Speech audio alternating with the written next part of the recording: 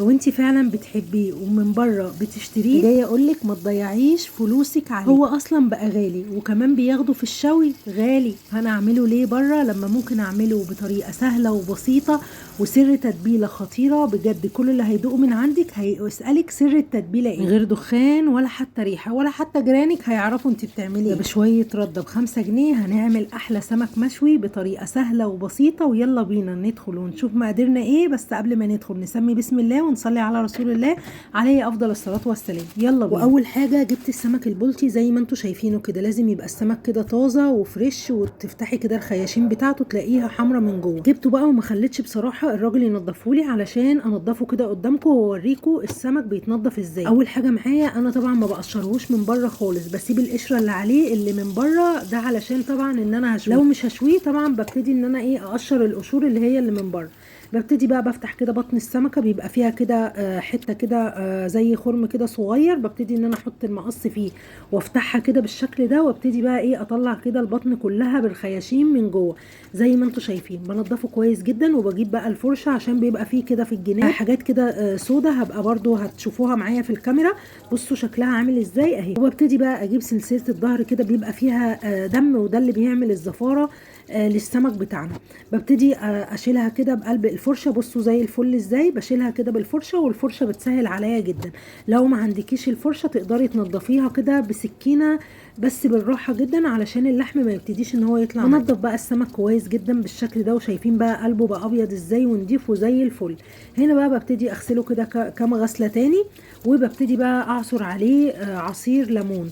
انا ما بحطش على السمك ملح علشان ما يدوبليش السمك ويبتدي ان هو يبقى مهري معانا. انا بحط بس عليه كده عصير من الليمون، وبحط الليمون كده بقشره، وببتدي كده اجيب نص الليمونه وادعك كده القلب بيها واسيبه بقى منقوع كده لمده ربع ساعه بس. وابتدي بعد كده ان انا اصفيه، وعلشان ابتدي بقى اعمل له تتبيله حلوه كده يكون عملنا او نضفنا احلى سمك. عايزه اقول لك بقى الطريقه دي تمشي علشان نبقى متفقين مع بعض على السمك الدنيس، على السمك البلطي، على السمك البوري. لو انت تقدري تعملي الخلطه ونفس الطريقه دي للثلاث انواع من الاسماك. بعد كده بقى بجيب طبق علشان اعمل تتبيله كده حلوه للسمك بتاعنا. بحط بقى طماطم كده مكعبات، وكمان كزبره خضراء بتديها طعم حلو جدا، وممكن كمان كرفس لو انت حابه. ببشر بقى كده جزر، وكمان بحط كده فصوص من الثوم تكون مفرومه معانا او بفرمها زي ما انتم شايفين. ببتدي بقى احط شويه كده من الملح وشويه من الشطه وكمان كمون وفلفل اسود وبهارات سمك لو عندك تقدري برضو تحطي، بتدي طعم حلو قوي. وكمان بحط شويه كده من الكزبره. توابل سهله وبسيطه وموجوده عندنا في كل بيت. بنزل بقى عليها كده من الليمون، حوالي مثلا 4-5 كده من الليمونات عشان يدوها طعم حلو جدا التتبيله بتاعتنا. واروح نازله عليها كده بحوالي معلقتين كده كبار من الخل. بقلب بقى المكونات دي كويس او التتبيله دي. عايزه اقول لكم التتبيله دي بتبقى خطيره جدا. وبزودها كمان ربع كوبايه صغيره كده من الميه، واقلب بقى التتبيله الحلوه دي. بصوا بقى تتبيله حلوه قوي وريحتها حلوه جدا. ببتدي بقى اتبل السمك بتاعنا كده من جوه ومن بره بالشكل ده، وببتدي احشيه كده بالحشوه الخطيره دي.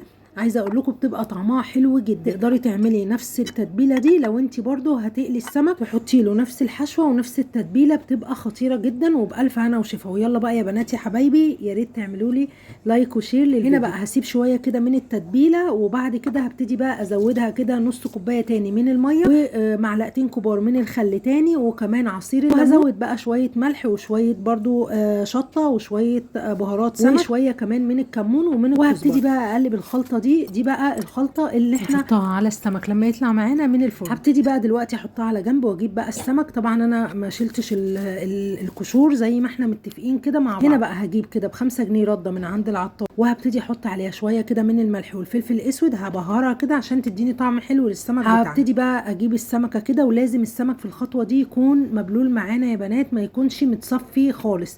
لازم تكون الطبقه اللي من بره كده تكون مبلوله معانا شويه علشان الرده تمسك. ببتدي ابدرها كده كويس بالرده بالشكل ده، وبجيب بقى الصاج بتاعي او ايا كان. لو حابه تجيبي صينيه تقدري برضو تحطي في صينيه. وببتدي احط فيها السمك، وبكون طبعا مشغله الفرن قبليها ب10 دقايق علشان يبتدي ان هو يسخن كده معانا، علشان لازم ادخل السمك يكون سخن معانا. وادي بقى السمك بعد ما دخلناه كده الفرن. دلوقتي هيقعد معانا، بيقعد بالظبط حوالي تلت ساعه على الجنب ده، وبعد كده تطلعيه علشان تقلبيه.